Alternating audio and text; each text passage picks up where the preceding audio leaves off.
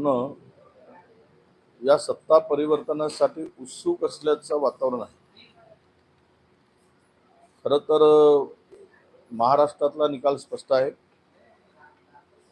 बरेचसे exit poll आम्हाला थोडा पुढे दाखवत असले तरी त्यापेक्षा कितीतरी पटीनं आम्ही पुढे आहोत। मी सांगितलं कालही 35 जागेच्या कमी महाराष्ट्रात लोकसभेच्या जागा येणार नाही।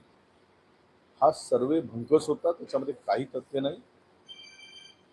हे सत्ताधाऱ्यांना खुश करण्यासाठी केलेला हा सर्वे आहे।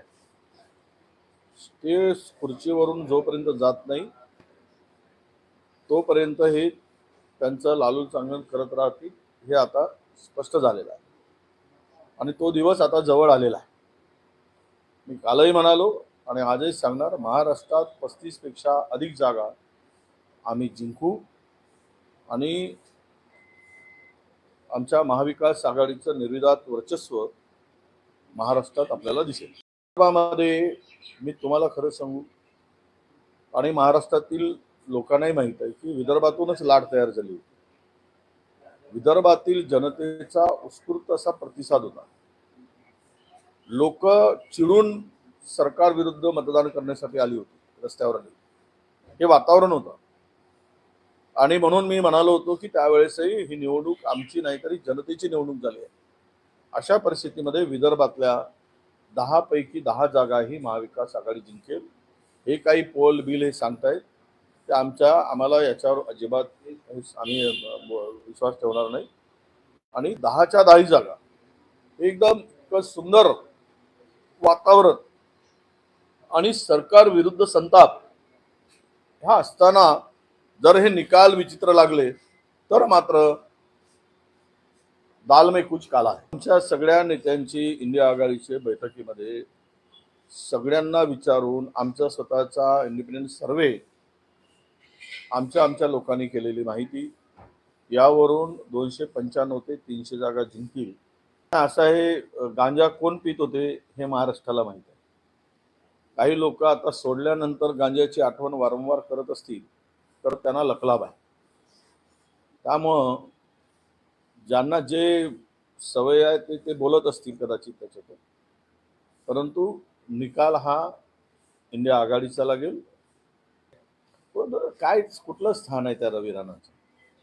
लचतपणे भाजपच्या मागे धावणारा माणूस, न बोलवताही पडणारा माणूस, जबरदस्ती न चिपकणारा माणूस, अनेक ठिकाणी अनेक वेळा स्वतःचा निर्णय बदलणारा माणूस, त्या माणसाला किती महत्त्व द्यायचं? त्या माणसाच्या म्हणण्याला अजिबात महत्त्व नाही। तो काही मोठा नेता नाही, तो भाजपचा काही स्पोक्सपर्सन नाही, भाजपचा काही शीर्षस्थ नेत्यापैकी नाही।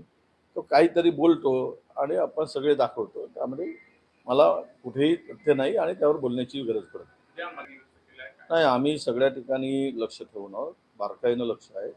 आता आज आमच्या बरेच मतमोजणी जे आमचे एजंट आहेत, काउंटिंग एजंट, त्यांच्या संदर्भात त्यांना दक्ष राहायचं, त्यांना शेवटपर्यंत अंतिम निकाल येईस्तोवर बाहेर पडायचं नाही, आहे तिथेच राहायचं। त्याच्या पद्धतीनं सुरुवातीलाच C-17 फॉर्मला टॅली करून घेतल्याशिवाय मतमोजणी करू नये अशी आमची आग्रही मागणी असणार आहे। तुम्ही पहिल्यांदा टॅली करून द्या, EVM मध्ये झालेलं मतदान आणि आमच्याकडे असलेलं C-17 मतदान फॉर्म याची जर तपासून ते बरोबर असेल तर मात्र काउंटिंगला सुरुवात करा, अशी आमच्या सगळ्या उमेदवारांनाही आम्ही सूचना दिल्या आहेत। 1 तास लेट झालं तरी चालेल, पण ही मात्र काउंटिंग करण्याच्या पूर्वी ही तपासणी व्हावी, C-17 ची आणि मशीनची टॅली व्हावी आणि मग मतदानाला सुरुवात करावं, अशी आग्रही मागणी आमची असते। नाही, आता ते काय म्हणाले म्हणजे मी ऐकलं आहे, त्यांच्याकडे कुठले तरी सोर्स असेल, त्या आधारावर त्यांनी ती माहिती दिली असेल।